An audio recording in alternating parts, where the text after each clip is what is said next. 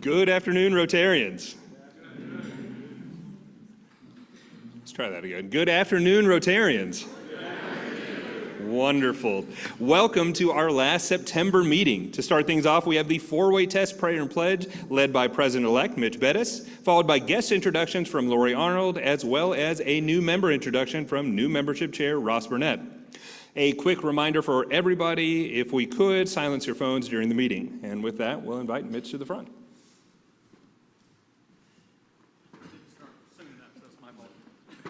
Hey, good morning, everybody. Good to see you. Welcome.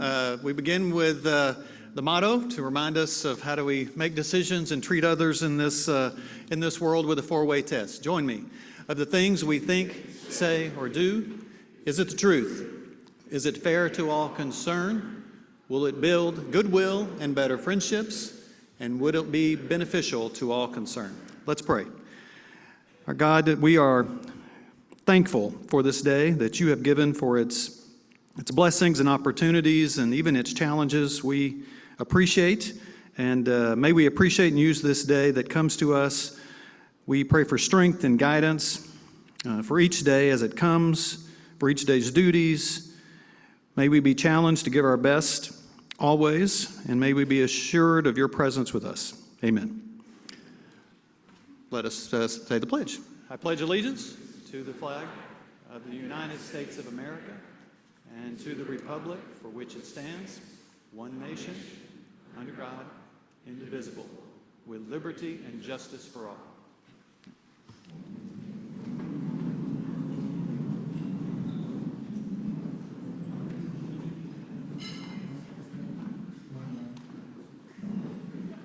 All right, we have a lot of guests today. So I'm going to start out with our visiting Rotarian, Justin Bank from the Midtown Rotary, if you'd stand. And then, so I don't have to read 2 pages worth of names, if you are a guest today, please stand with your person who brought you. And let's just greet everybody en masse today.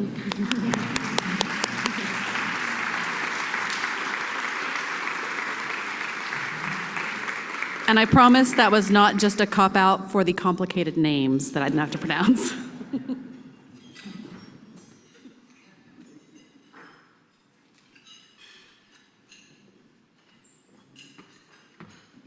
Wow, what a great house. It's nice and full. I want to thank each of you for joining us today, and thank you, Lori, for mentioning our guests. As a reminder, I encourage each and every one of you to always feel free to bring a guest here with us on Tuesdays. If they're a prospective member, remember, their lunch is on me. So any one of our membership committee members is willing and able to help meet and onboard your friends. So just to recognize our membership committee real quick, these folks include Angie Stroud. If you'll just wave your hand whenever I mention your name. Angie Stroud, Chad Cumming, Chris Shinup, Christian O'Neill, Elizabeth Clogston, Mallory McClure, Mitzi Tharp, Sam Smith, Slater Corbin, and Susan Blair. Thank you very much.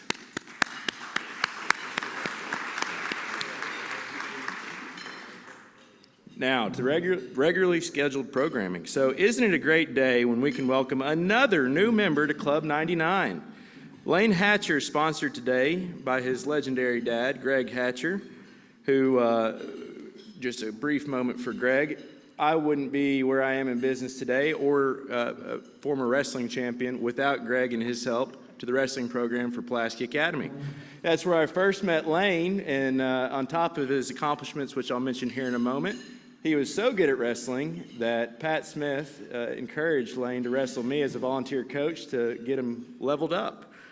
So growing up, he attended Pulaski Academy and is a graduate of Arkansas State University, where he was a standout football player and 4-year captain. He finished his football career second all-time in the Sun Belt touchdown career touchdowns and passing yards. Lane was also pretty good at wrestling. I mentioned that part.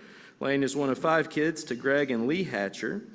Lane currently works in group benefit sales, focusing on large group plans. He and his fiancee, Morgan Morris, just recently moved back to Little Rock, where Morgan also works in the insurance industry.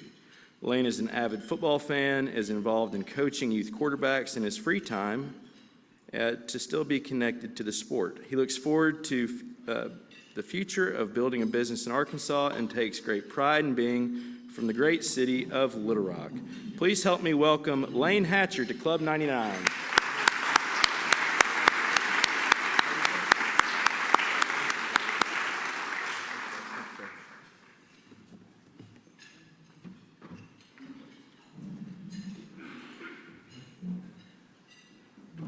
I will do one quick welcome as well to some special guests we have. We have the leadership team from the Catholic High School REACH program. Thank you guys for coming, and thank you, Mr. Stracely, for letting them play hooky.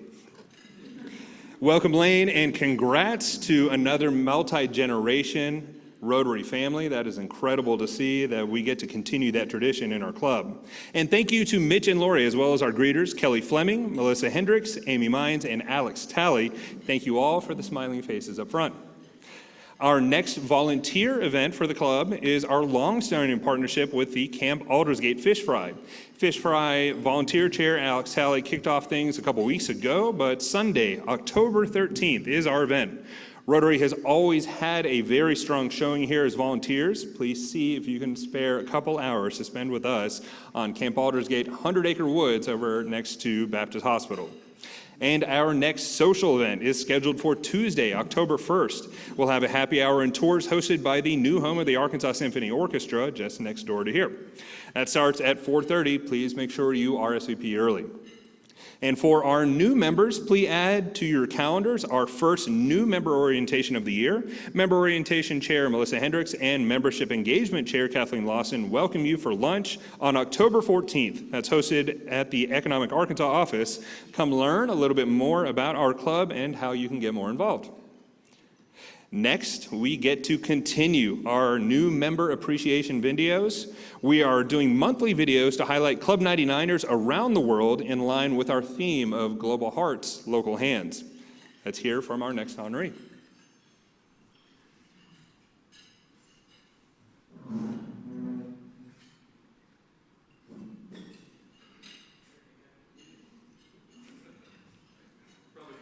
Let's see our new honoree.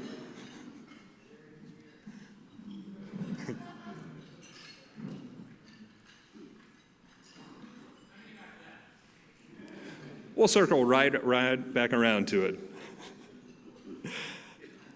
I'll jump into my Rotary Year theme of Global Hearts, Local Hands. I've decided to use my President's Minute as a way to highlight Rotary clubs around the world. There are more than 46,000 Rotary clubs worldwide. We'll take a minute to learn about one other club a week from their history, membership, or the special projects that they support. This week, to tie into our program, we get to talk about literacy. You are all aware of the 5-year strategic focus our club has on improving literacy rates in Little Rock. Many of you are still helping with the Gibbs Literacy Lab that starts here in a few weeks.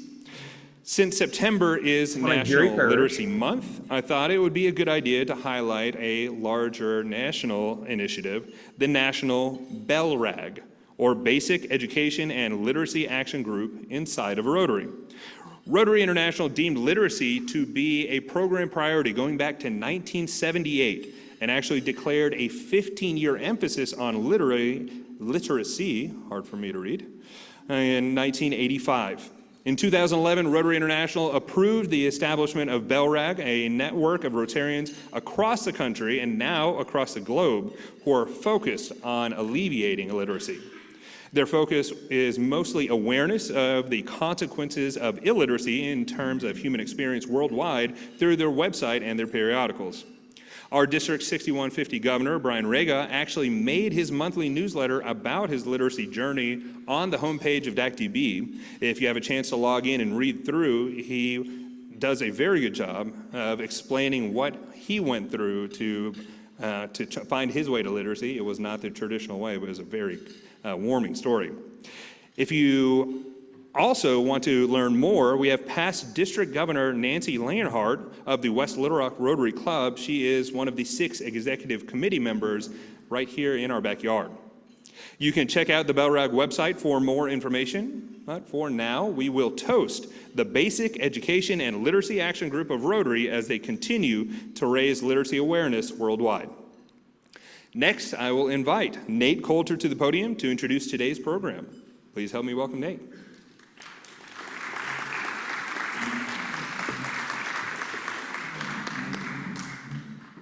I'm not as fast as Mitch or Lane. Thanks, Jason.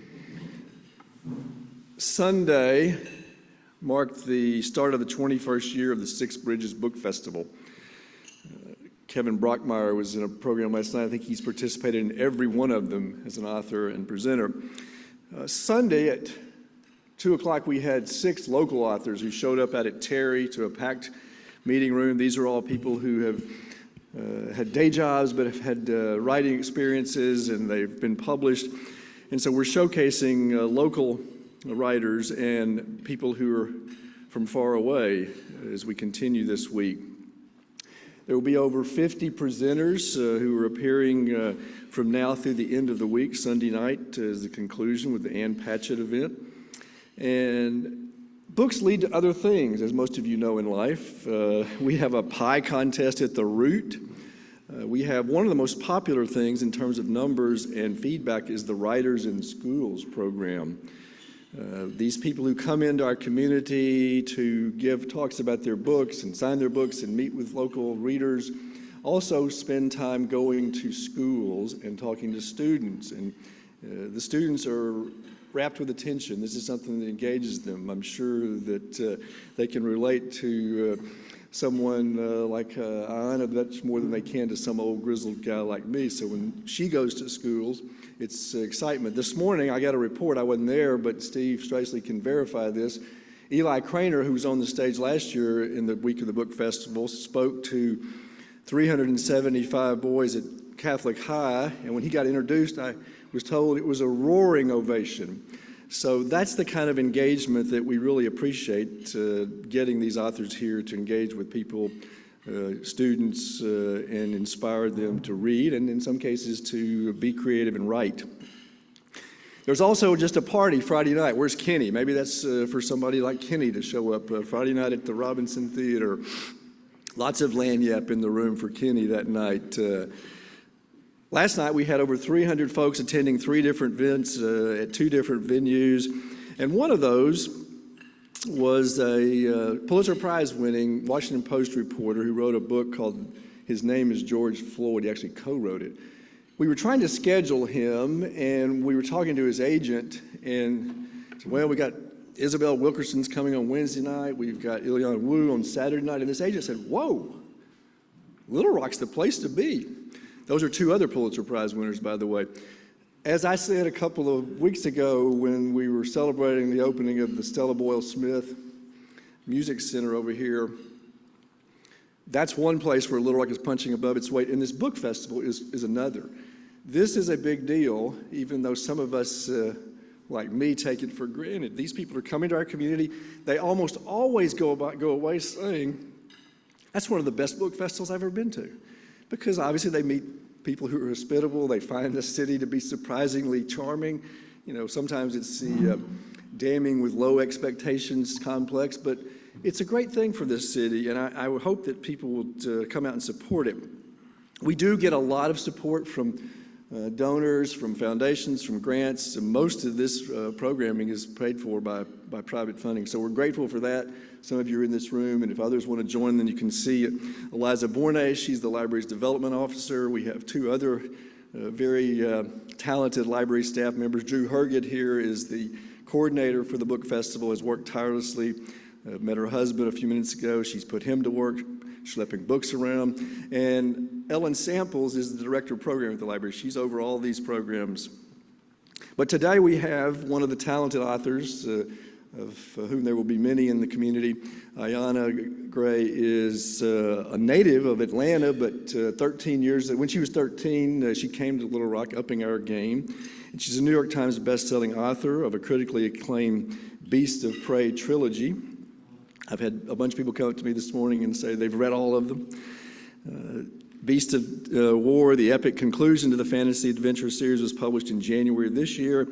Ayana's works have been translated in 11 languages, Jason, so we're doing our part there, across 5 continents, and have received critical acclaim at state and national levels. She served as a guest lecturer for writing workshops across the country with focuses on world building and writing outside lived experience. Originally from Atlanta, as I mentioned, she's the 2011 graduate of Pulaski Academy. So Lane, there you go, another PA grad, an alumni of the Fulbright College at the University of Arkansas. She studied political science and African American studies. And I'm glad to say she lives in Little Rock. She gets to sleep in her own bed while she's participating. Interviewing her, talking to her, walking through her literature will be our very esteemed Director of Communication and Community Engagement at the library, Tamika Lee. She oversees marketing and public relations efforts. She has over 15 years of experience as a professional communicator, marketing and communications being her background. She came to CALS in 2016. She previously was the Director of Community Relations at Mosaic Templars. And her professional journey also includes roles as a recruiter at Alltel and a PR account executive at the Design Group. She's a native of Jacksonville and a graduate of the University of Central Arkansas. And I've worked closely enough with Tamika over the last, most of the 9 years that I've been there. I guess we both came in 2016, about the same time, to know how extremely talented she is and how extremely dedicated she is to the core mission of the public library, which is to connect people, to nurture potential, and to grow community. So if you would, welcome Tamika Lee, who will be in conversation with the esteemed writer, Ayana Gray. Thank you.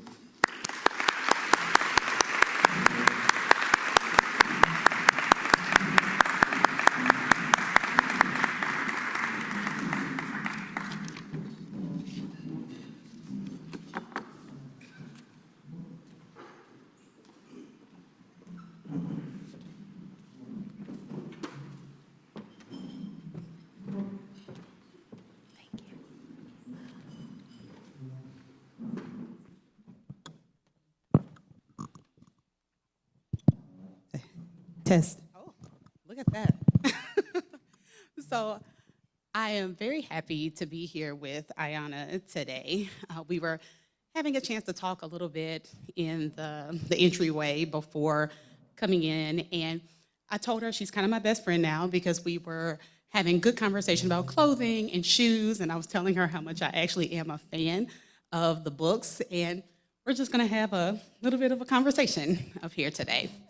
So one of the things for me that's most interesting about the book is just how much world building you did to create the background, lots of unique creatures and magic and splendor. So can you walk us through some of the inspiration behind these fantastical elements? Sure. And I wanted to say thank you all so much for having me today. I did a little bit of research on Club 99, and I know about your history of service, especially in Arkansas. And I'm a member of a different service organization, and so that spoke to me professionally and personally. So thank you all for having me. This book, or this series, for those who maybe don't know what it's about 2 kids who go into this magical jungle to try to find a monster. They both want to find it for different reasons, and this jungle is teeming with different mythical creatures. And so when people hear about it and see it and even look at the cover, they're like, oh, you know, I pulled from a lot of African mythology and culture. But I also tell people this is an Arkansas book. And it's an Arkansas book because so much of the process, the world building, the character building, so much came actually from the state of Arkansas. I went to Pulaski Academy, of course. I'm still a proud Bruin. But my professors there connected me with professors at the University of Arkansas, and that actually shaped my path, affected the majors I chose, connected me with, I guess he's the chancellor now, Dr. Robinson, who encouraged me to add African and African American studies. And by doing that, I actually, and I don't know where Mr. Lubin is, but I had the chance to study abroad with the University of Arkansas in Ghana, and that trip was actually one of the big inspirations, because I went to Ghana and thought this place is so rich and beautiful, and there are these deserts and lush jungles, and why don't I see this in fantasy books? And so it very much was the fact that I was a kid from Arkansas who had good people around me that helped inspire this book. So I drew from, as an African-American person, I don't know exactly which countries my ancestors came from, of course. So what I did is I drew from different parts of the African continent, Central Africa, Southern Africa, Western Africa, and used different mythology and different culture and kind of put them all together in this Pan-African way to influence the world building in this book. That's interesting, and that was one of the things that I did have questions about, and I wondered about just the Pan-Africanism and how that did play into the way that you built those worlds. Are there any particular parts of the book that you would say sort of represent the fact that you did use Arkansas as an inspiration versus Ghana and some of your other studies and trips abroad? So one of the characters in this story, the boy, Ekon, is just a nerd. He's like deeply into scholarship and learning. And when people ask me, oh, which character do you relate to? I think a lot of them expect me to say Kofi, the female character, but it's actually Ekon because he's a nerd like me and likes to learn and is encouraged, and he has mentors around him who are encouraging him to do so. And so I think about, he's the provost at ASU now, Dr. Calvin White. He was my professor at the University of Arkansas. Very tough guy. Famously locked his door, so if you were late, you had to sit on the floor and listen to his lecture through the crack. That only happened to me one time, and I learned my lesson. But teachers like him who were tough and told me A is where angels tread, so if you get an A in my class, you will earn that A. But he was the one that took me to Ghana, and he led that program for many years, and so he told us as students, you're not just going to see Accra, the capital city, the 5-star hotels. We're going to take you all over Ghana and give you a full experience and get you from Arkansas and get you to go see the world and see that there is more. And so when I speak to students especially, I tell them if you do nothing else, when you're young especially, go see the world. Come back to Arkansas when you're done, but go see the world. Go see that there is more and let what you see hopefully expand your thinking. So how did you keep that theme going throughout 3 books? I mean, I find that very impressive that it is a trilogy, and of course, there's a lot of consistency that has to go into making sure that the plot, the characters, the world extend throughout 3 books. How did you do that? I'm still not sure. It's so something, I mean, authors will recognize this, and I think if you all have ever gone into your phone and tried to find a picture from 2 years ago and you're scrolling and it kind of feels strange because you're looking at all these pictures that represent one season of your life, that's how this book feels to me. That's how all of my books feel. I actually started writing Beasts of Prey right after I graduated from college. I had entered thinking I was going to be a lawyer and then decided I was not going to be a lawyer. Glad I figured that out before I went to law school, but on the other hand, like I graduated and then came back home and thought I'd failed and totally messed up at 22. And so I wrote as a means of kind of coping with that, what do I do next? And oh my gosh, I just lost my train of thought, sorry. It's okay, it's okay. So, oh, no, I got it back. So,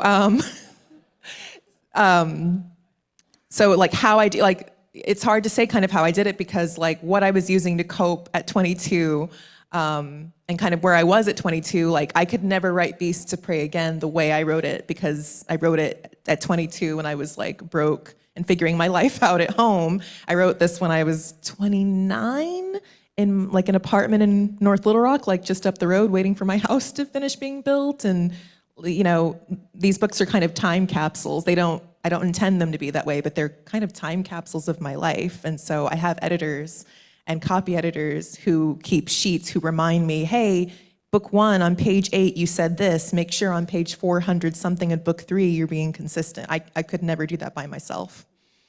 Well, actually, let's take it a little bit back then, since you mentioned how these are time capsules. You know, they're highlighting in some ways and representing where you were at different places in life.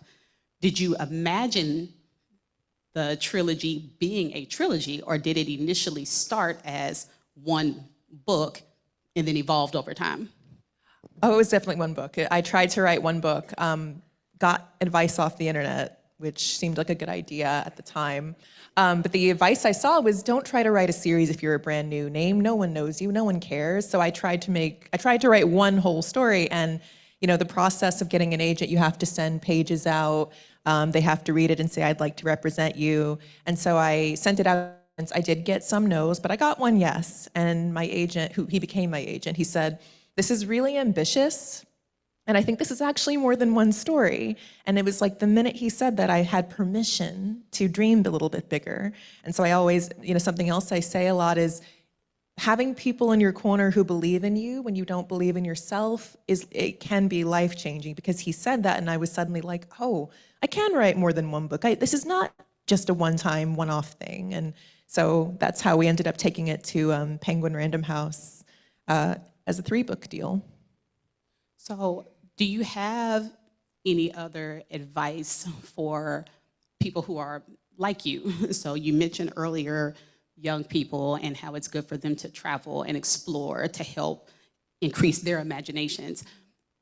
Is there any other sort of advice along those lines, since, like you said, you felt with the proper mentorship and the right people in your corner, you were able to think bigger? How would you encourage young people to do that? So I'm definitely a big advocate of travel, and travel doesn't have to be to Ghana. Travel can be to Memphis. Travel can be to Tulsa, to Dallas. Road trips. My husband and I love road trips. But the reality is, and let me say, I went to Ghana because I received a scholarship that fully covered my trip. So that was the generosity of Arkansas alumni who paid it back. But I also understand that not everybody gets the scholarship, not everybody has the means to travel. And so, luckily, you can actually travel, I believe, with books. And I would be totally remiss if I didn't shout out your public libraries. The concept of having free books, of just being able to walk into a building and find somebody who's friendly and willing to help you get a book on anything you want. And you can take that book, borrow it, not have to pay for it, and then renew it if you need. Use your libraries. And so especially with writers who are like, how do I do it? Did you get a degree in creative writing? There's no harm in getting a degree in creative writing, but I did not. The best lessons I learned were from books. And I think every book you read has a lesson to teach you if you're willing to listen and if you're willing to learn from that. So I tell, travel, get good people in your corner, but also read, learn, expand your mind as much as possible. So speaking of learning, there's a lot that happens in the book, a lot of complex themes: power, identity, responsibility, and overall just finding yourself. You mentioned earlier that Ekon, the male lead, is the character that sort of you identify with the most. Are there other, how did these themes evolve throughout the course of the book? And are there any lessons that you think people could take away from it? Oh, that's a lovely question. So what's fun about young adult and what's fun about fantasy, I should probably break that out. I was very fortunate. I'm a millennial, very proud millennial. So I grew up in the time, if you all remember, when the Hunger Games was big and Twilight was big and the end of the Harry Potter series was happening. And so there were a lot of books for young people when I was a young adult. That was that really impacted me. And the beautiful thing about young adult, because people think, oh, well, I'm not a teenager, so these books aren't for me. But young adult books are about people trying to find their place in the world. And I think that's a very universal thing, whether you're 31, I'm 31, whether you're 41, 51, 61, we are constantly trying to find our place in the world as we change. So who you were at 31, who I am at 31 is not who I was, thank God, at 21. I'm constantly trying to find my place, and that's what this story is about. So that's what I appreciate about YA. With fantasy too, I think we're able to tackle much heavier themes in a way that's sometimes more palatable. And so we talk about power, we talk about identity. This book has a lot of undertones of grief. I wrote this very much in kind of a tribute to my grandfather, who passed away before I was published as an author, but very much believed that one day I would be. So being able to navigate those kind of heavier topics in a way that feels more palatable than maybe it would in a contemporary book is something I really appreciate about fantasy. Have you heard a lot from teenagers or adults who've read the books and are able to pick up on those things or are grateful for the way that you've addressed any of the topics, including grief? I have, but you know what's fun about especially young readers, and not just young readers, but especially, they pick up on the things I didn't think they would pick up on. So I actually had a girl message me on Instagram and say, I've never seen another Ayana on a book. Ayana's like, I've met several Ayanas. It's not a super popular name, but you know, I hadn't thought about that. You know, a kid saying, I've never just seen my name on a book to know that I could be an author. There are references to hairstyles, like natural hairstyles, and girls being like, I have that hairstyle, or I have that name, like, because I deliberately chose names that are popular in like West Africa, for example, very common in West Africa, but not here. And I was the kid who constantly had to tell people how to pronounce my name, or I would use a goofy nickname to make it easier for everybody else. So I wanted to honor those kids too. So they pick up on things like that. Oh, Ekhan, I didn't mention this. Ekhan has OCD and also anxiety. And so I have to kind of digress. I have a little brother, and he, as a kid, loved Thomas the Tank Engine. If you guys remember Thomas. He was this, I think of him as a kid, and he was this little kid that loved Thomas the Tank Engine in his Thomas the Tank Engine overalls. And growing up, I watched as he went from that little kid that liked trains and Thomas the Tank Engine to kind of how he was perceived sometimes in school as rambunctious or a problem. And I knew, I'm like, that's not Corey. Corey would rather just be doing a puzzle or building a train layout set with his tracks. But sometimes teachers would immediately make assumptions about who he was. And so I really wanted to have a Black boy in this book who wasn't, you know, your stereotypical big, athletic, tough, you know.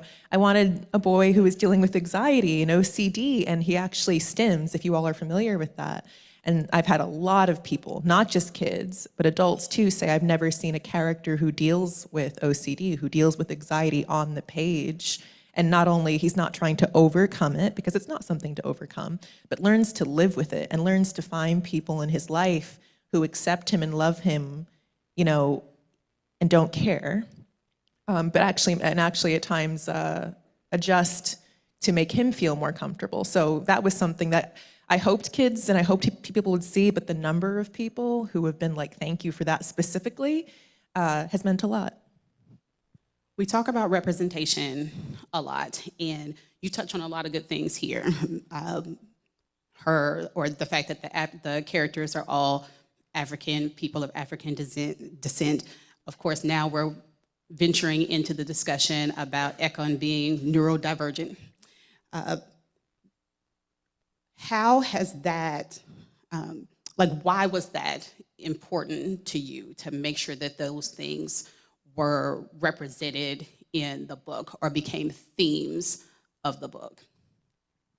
So one of my favorite authors is Toni Morrison. And she has a saying, I'm going to paraphrase it, but you know, the saying goes, if you're looking for a book and can't find it, then you have to write it. And so I remember very clearly as a kid, I wasn't conscious of this, but as a kid, I would go to the library and I would look for books, and I would either have to read a book with Black people that was like an issue book that dealt with racism or probably set in the civil rights era. Or if I wanted fantasy, it would be like Harry Potter or something. I had to choose. I could not have both. And so rather than, you know, complain about they're both, why is there not a book that has both? And I'm certainly not the first or only, but I decided I'm going to write a book that has both, that has Black people that get to have the big magical fantasy quest with cool monsters and yo mama jokes and all the things that I looked for that I didn't see. So, and I figured, you know, surely I'm not the only one looking for these kinds of books. And I've had, you know, 11-year-olds read the book, and I've had 83-year-olds message me on Facebook and say, good job, young lady. So I like to think I was right, that there were other people looking for that kind of story too. And it is, like being able to see yourself in these books, especially in genres that maybe don't always have that level of representation is it's really like it's touching, like it does have that personal feeling with it. And I think in some ways that might be why I liked the series as much as I did, because I don't typically get into read a lot of books that are fantasy. This is probably the first series of books like this that I've finished. So honestly, I can say that I appreciate that the representation of people was not tied to any type of suffering or stereotypes, because that's one thing that I found often, whether it's in books or television or movies, a lot of times the Black experience seems like it is connected to some type of trauma. So it was nice to be able to just escape into this wonderful world building that you did without having those other elements connected to it. So I definitely appreciate that. Thank you. So this book, of course, has a lot of action in it. How did you balance the action and character development in such a high-paced narrative? I owe a lot of props to my editor. Her name's Stacy Barney. This is where it's, my job is very strange. I was telling you earlier, like, this is author Ayana, writer Ayana's at home, her PJs at the desk, but I mean, when I'm like thinking about fight scenes, I will get up and move and say, what feels natural, you know, and my husband will walk in like, what are you doing?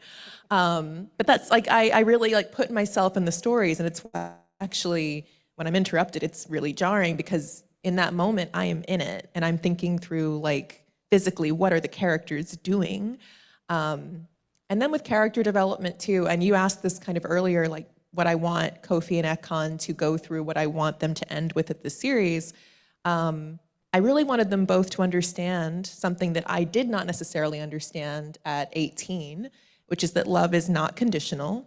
You don't have to get the perfect, in my case, the perfect ACT score, the perfect SAT score, the perfect college, all the scholarships to have your parents and your community love. You don't have to prove yourself to anyone to deserve love. And there are a lot of monsters in this book, like actual monsters, and I had a lot of fun writing them. A lot of monsters. And kids will ask me, how'd you come up with it? And I'm like, I didn't come up with it. These are all monsters and creatures like pulled from different African mythologies and lore. And it was so fun because I hadn't seen them in other books before. We know like Pegasus, right? We know the Minotaur, but you know, really creepy and cool monsters and stuff. And Kofi and Ekon are constantly being kind of chased by these different monsters, but those monsters are also a symbol for kind of life's monsters chasing you, and how a lot of times, for me even now, the monster's never as bad or as scary as you actually think it's going to be when you turn around and face it. And I was a kid, I was a teenager who would absolutely avoid, bury my problems, especially emotionally, and learning to dig them up and learning to face the things that were stressing me out was a really big part of my growth and transition from being a teenager and a young adult to an adult. So that's not something that just kids go through. We go through it all the time at every stage of our life, but I think especially like it's something I needed to hear when I was 17 and 18. So, like you said, lots of scary monsters. There's a part in the book, or in the first book, actually, where there are these spiders. I'm a person who absolutely cannot stand spiders. So it was like one of those that I was like, oh, what is she thinking? Having these spiders attack them in this way. So lots of, like you said, creatures that are interesting, and hearing you talk about how they sort of represent these different, I guess, obstacles and barriers in life and the things that we have to overcome. That is like an interesting way to hear that was how you approached it, because when you're reading it, you're not really sure if there's another layer to it or if it's just spiders because they're scary. A little bit of both. So you mentioned your grandfather earlier, and how he served as some inspiration for you for writing, especially the first book. Are there other family members, friends that helped to, like you said, go into these characters and overall the creation of the story? And are they a part of those people who were in your corner when you were trying to decide how you wanted to pursue this career or this artistic endeavor? Yeah, Yeah, so my grandfather is the only one who I really pulled very strongly from. Part of that's probably because he's deceased. I think if it was someone, if I based a character off of someone I knew, it would affect like how I saw them. My brother still insists that Ekon is entirely inspired by him, and he's like, I should have a royalty cut here. He's not. I thought about my brother as I wrote Ekon and what I wanted to see more boys like my brother. But no one directly. I kind of have to keep a little bit of distance, otherwise I'm not as mean as I need to be. Well, I think I might be getting really close to time here, so we are going to go ahead and start the Q&A. So, does anybody have any questions for Ayanna?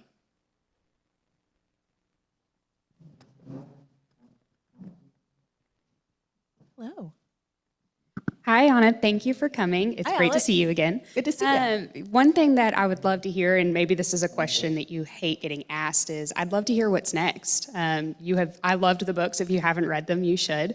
But I'd love to hear kind of what's the next step for you. Hi, Alex. We went to high school together, so it's a delight to see you. So that is a question I get asked a lot. I found out literally yesterday, after 10 months of waiting, because I have written a fourth book. I'm just legally not allowed to talk about it. To announce my fourth book on October 10th. So I am on Instagram and Facebook. If you are in those places, I will finally get to announce this book. Believe it or not, it was delayed for 10 months because my different editors in different countries could not agree on the title of the book.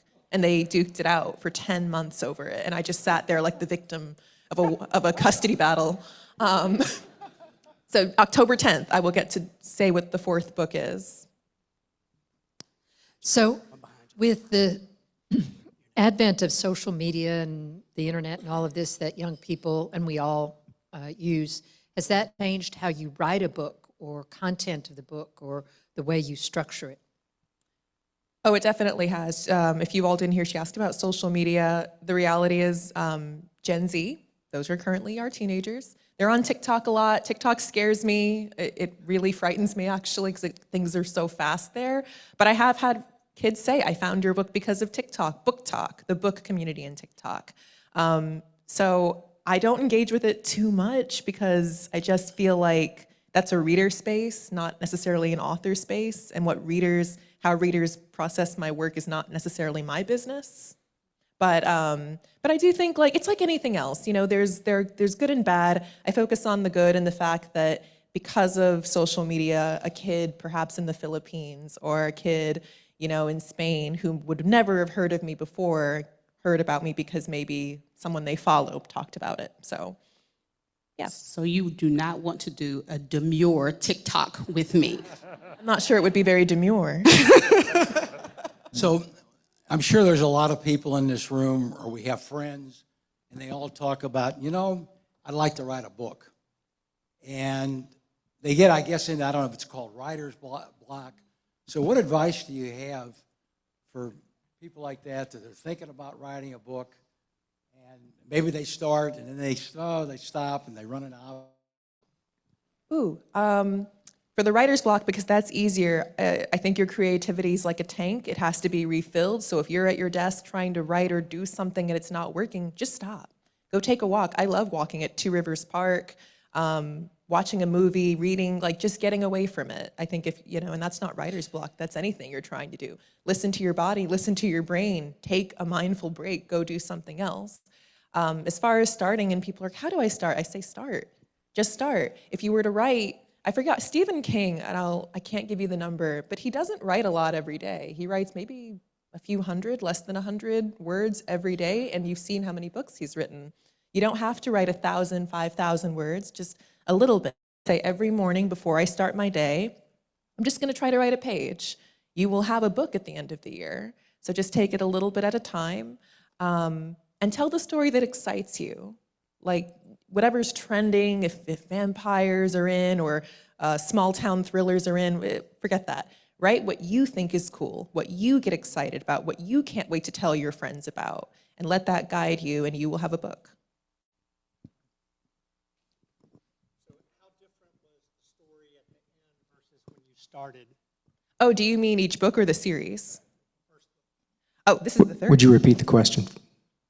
Oh, how different was book 1 from book 3, or do you mean literally the first book? When you started the first book, Oh. how different was the ending of that first book versus the thoughts that you had going in? Oh, how different was the first book from start to when I actually finished it? Some authors plot out everything. Famously, I think J.K. Rowling is one of those people who plots out every detail. You have other authors like George R.R. Martin, author of Game of Thrones, who do not plot.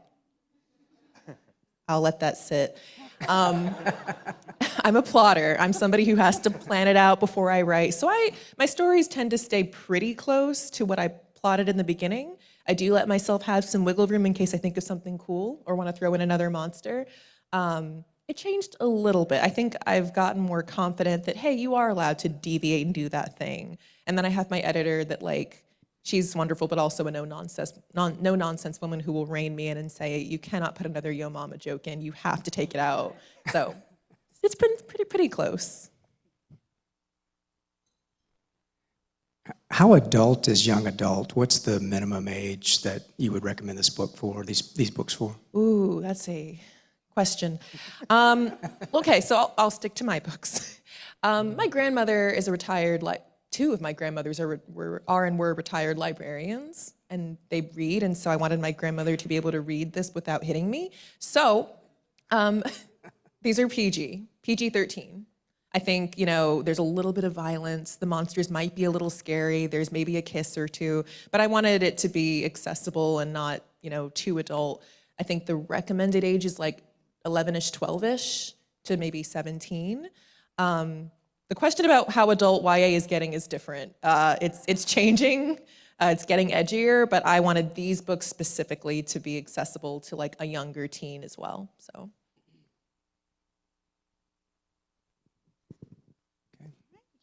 Thank you so much. Thank you.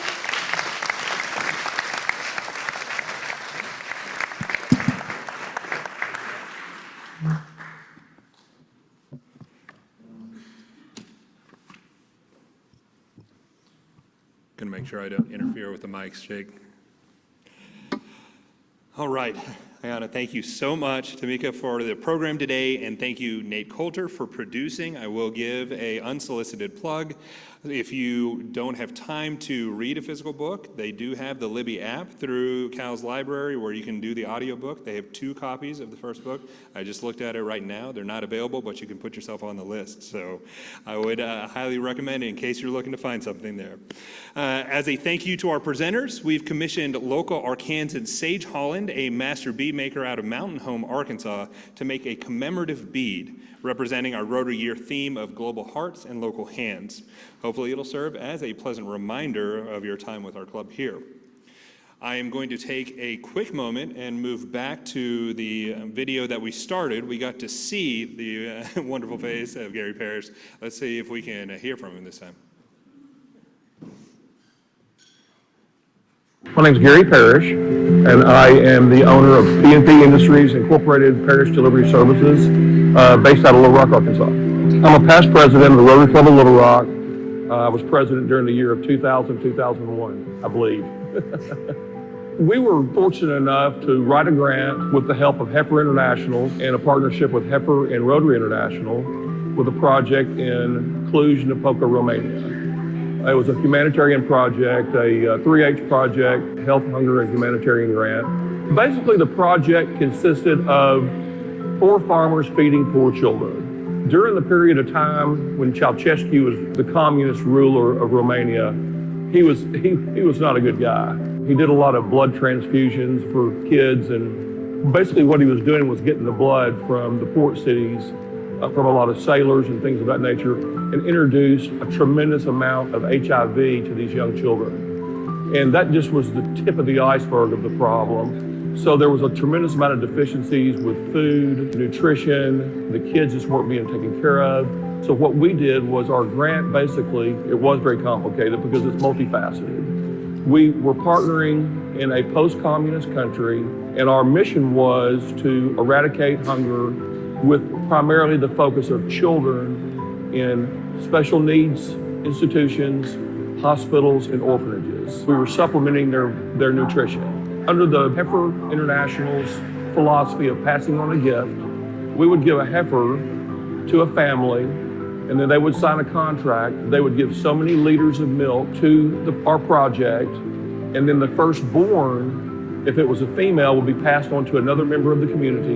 If it was a male, then when it got to a certain weight, it was slaughtered, and that same protein from those animals was given to the same children in need in these institutions. Poor farmers feeding poor children was basically what the project ended up being, and it was very successful.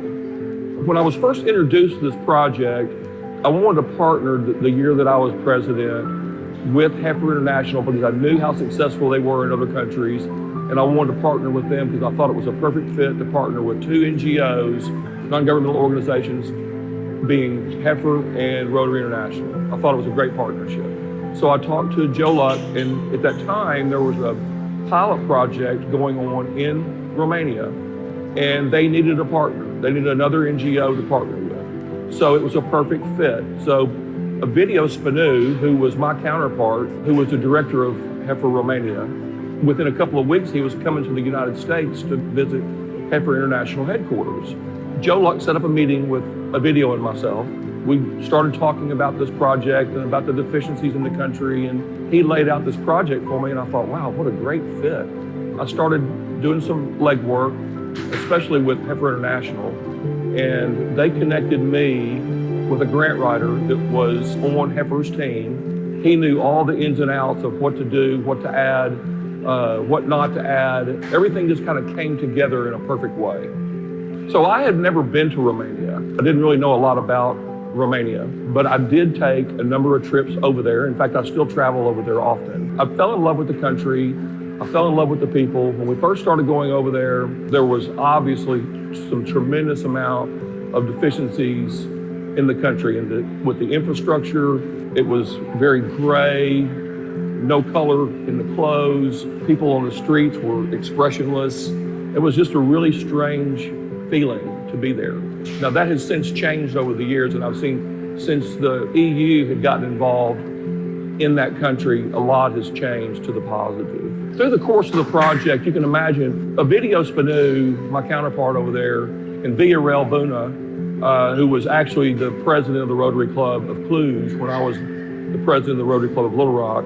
There was a tremendous barrier there of communication. There was a tremendous, unfortunately, a lack of trust. That was unavoidable because of the differences in culture. We were very intimidated by handing over the money and how it was being accounted for and how it was being spent. And we also had a tremendous amount of responsibility financially.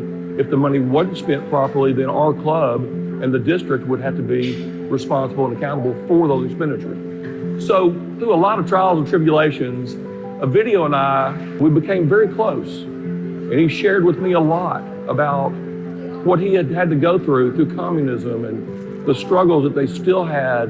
So there was a lot of challenges, but through those conversations, a video and I became really, really close friends. That was 22 years ago when the project started. Over the course of the last 22 years, I can honestly say that one of my dearest and closest friends in the world lives 60-something hundred miles away in Cluj-Napoca, Romania.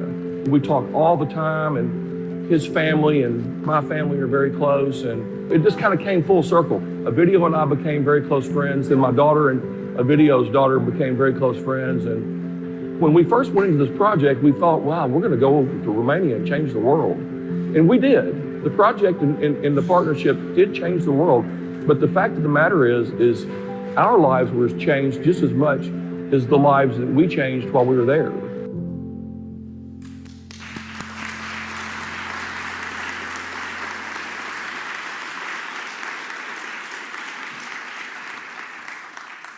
Thank you for that awesome message, Gary. Next Tuesday, we have an update from our local tech incubator, the Venture Center, and a quick reminder, we have our monthly board meeting here directly after the meeting, so if those board members and speakers can stick around, we'd appreciate it. Other than that, we are adjourned. See you all next week.